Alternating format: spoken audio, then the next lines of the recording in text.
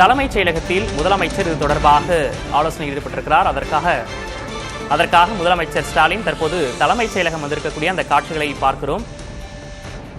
அமைச்சர் நேரு, செயலாளர்கள் இந்த கூட்டத்தில் பங்கேற்க இருப்பதாக தெரிவிக்கப்பட்டிருக்கிறது. இந்த ஒரு அசாதாரண சூழ்நிலையில் தற்போது முதலமைச்சர் ஆலோசனையில் ஈடுபட்டிருப்பதாக தெரிவிக்கப்பட்டிருக்கிறது. அதற்காக முதலமைச்சர் தற்போது தலைமைச் செயலகம் வந்திருக்கிறார். அந்த காட்சிகளையும் பார்க்கிறோம். அடுத்தடுத்து என்னென்ன நடவடிக்கைகள் எடுக்கப்பட வேண்டும் என்பது தொடர்பாக இந்த ஆலோசனை கூட்டத்தில் தெரிவிக்கப்படும் என்று தெரிவிக்கப்பட்டிருக்கிறது.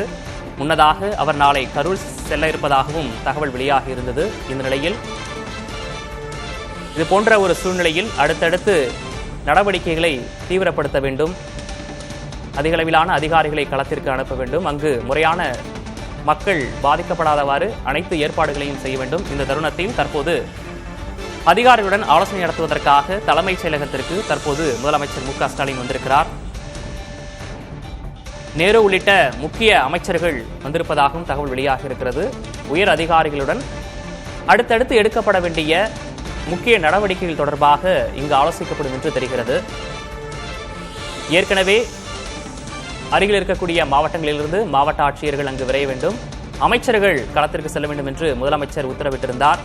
இந்த நிலையில் அடுத்தடுத்து எடுக்கப்பட வேண்டிய நடவடிக்கைகள் தொடர்பாக தற்போது அமைச்சர்கள் மற்றும் உயர் அதிகாரிகளுடன் அவர் ஆலோசனை நடத்த இருக்கிறார்.